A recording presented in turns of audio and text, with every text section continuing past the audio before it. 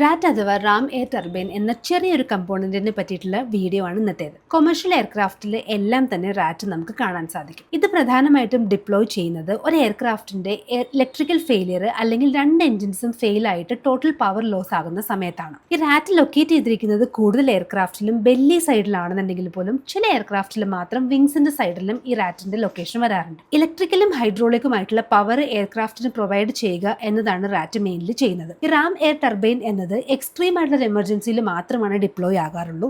ഇത് എയർക്രാഫ്റ്റിന്റെ ഒരു emergency backup തന്നെയാണെന്ന് പറയാൻ സാധിക്കും. എയർക്രാഫ്റ്റ് ഫ്ലൈ ചെയ്യുന്ന സമയത്ത് ഉണ്ടാകുന്ന വായുവിന്റെ മൂവ്മെന്റ് ആണ് ഇതിന്റെ ചെറിയ ടർബൈൻ കറങ്ങാൻ സഹായിക്കുന്നതും അങ്ങനെ റാറ്റിന് പവർ ജനറേറ്റ് ചെയ്യാൻ സാധിക്കുകയും ചെയ്യും. ഈ ടർബൈൻ കണക്ട് ചെയ്തിരിക്കുന്നത് ഒരു ജനറേറ്ററിലേക്കോ അല്ലെങ്കിൽ ഹൈഡ്രോളിക് പമ്പിലേക്കോ ആണ്. ഇങ്ങനെയാണ് എയർക്രാഫ്റ്റിന് ഇലക്ട്രിക്കൽ പവർ നൽകാൻ വേണ്ടി റാറ്റിന് കഴിയുന്നത്.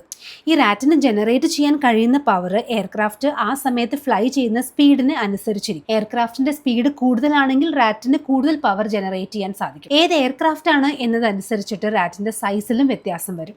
എയർബസ് 380 ഏറ്റവും വലിയ റാം എയർ ടർബൈൻ ഉള്ളത്. ഇനി ഈ റാം എയർ ടർബൈൻ പൈലറ്റിന് ഡിപ്ലോയ് ചെയ്യാൻ സാധിക്കും മാനുവലായിട്ട്. അതുകൂടാതെ ഇത് ഓട്ടോമാറ്റിക്കായിട്ടും ഡിപ്ലോയ് ആവാറുണ്ട്. കോക്പിറ്റിന്റെ ഓവർഹെഡ് പാനലിൽ ഇതിന് വേണ്ടിയിട്ടുള്ള ഒരു സ്വിച്ച് ഉണ്ട്. ഓട്ടോമാറ്റിക്കലി ഡിപ്ലോയ് ആകുന്നത് കൂടുതൽ സമയത്തും എയർക്രാഫ്റ്റിന്റെ ടോട്ടൽ പവർ ലോസിന്റെ സമയത്താണ്.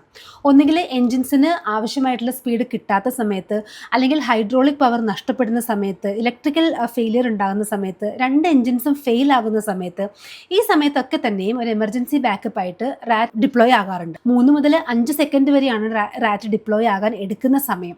ഒരു വലിയ ശബ്ദത്തോടു കൂടിയാണ് റാറ്റ് ഡിപ്ലോയ് ആകുന്നത്. ഈ റാം എയർ ടർബൈൻ ഡിപ്ലോയ് ആയി കഴിഞ്ഞിട്ടുണ്ടെങ്കിൽ അതിനർത്ഥം എയർക്രാഫ്റ്റ് ആ സമയത്ത് ഒരു ക്രിട്ടിക്കൽ ഫേസിലൂടെയാണ് ഫ്ലൈ ചെയ്യുന്നത് എന്നാണ്. ഈ റാം എയർ ടർബൈൻ്റെ സഹായത്തോടു കൂടി എയർക്രാഫ്റ്റ് പലപ്പോഴും ഇലക്ട്രിക്കൽ പവർ വീണ്ടെടുക്കുകയും സേഫ് ആയിട്ട് ലാൻഡ് ചെയ്യുകയും ചെയ്തിട്ടുണ്ട്. അതിന് പല ഉദാഹരണങ്ങളുമുണ്ട്.